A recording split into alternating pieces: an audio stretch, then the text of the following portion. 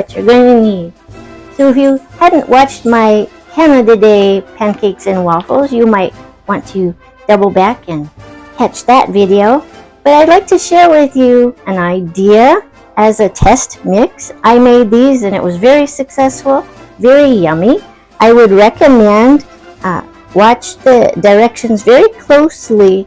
It does suggest to add water as needed. So my pancakes made 3. If you use more water, then you might make 8 or 10.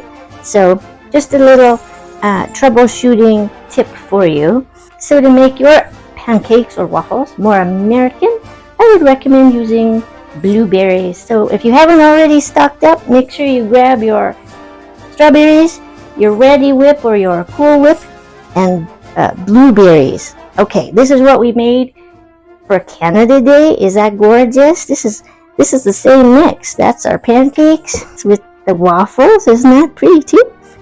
I would add more whipped cream maybe. Okay, I thought you want to know. This is Canadian spin on it. Just add blueberries.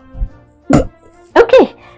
Oh, I added more whipped cream topping. Now it's more American. Okay, so making red, white, and blueberry.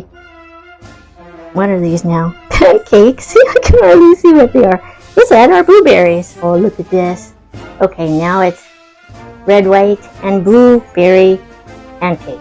Or does that look good? Happy 4th of July! If you're having pancakes, here's one way of doing it. Next, try waffles. Red, white, and blueberry waffles. If you're using the same pancake mix, add strawberries, add your whipped cream, and add your blueberry. That should make you sing and be ready for all the festivities you have planned for your 4th of July. Happy 4th of July. I hope it's a great and safe one. Until next time, do take care and au revoir. Oh, that's grand.